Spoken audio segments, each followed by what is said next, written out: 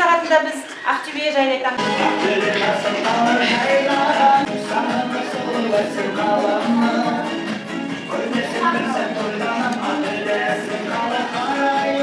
Азиз, Ақтөбе бәріміздің аламыз. Ақтөбе әдемі.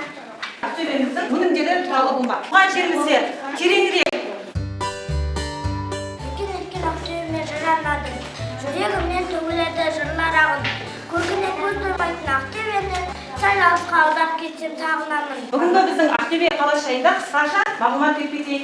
1869 жылы Ақтөбе қаласы деген статусқа ие болды. 1874 жылы біздің Ақтөбе облысы деген атаққа ие боламыз. Қазір бізде 14 аудан бар. Ақтөбе облысы өте бай. Балалар, келесі айдарымызға көшейік.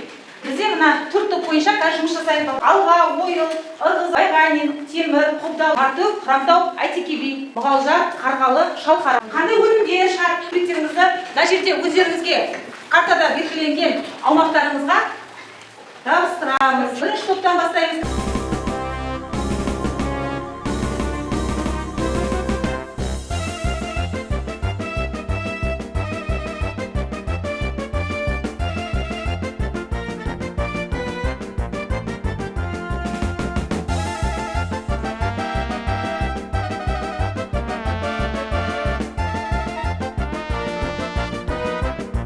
Өнімдеріміздің барлығы біздің кефир, сметана, жаңағы сүзбелер, аттас, алтын, гипс, қиыршық тас, шалқар су өзімізде шығатын жуат өнімдері. Мынау мінекей алтын өнімі.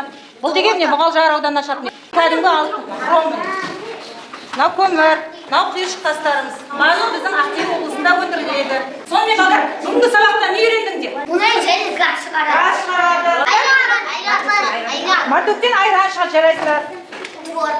Сізге ендеше бүгінгі сабағымызды қорытындылай келе Ақтөбе облысына 150 жылдығына шынайы лебіздеріңізді айтсаңыздар болады. Біздің қала көбейе берсін, жайнай берсін, жарқырай берсін.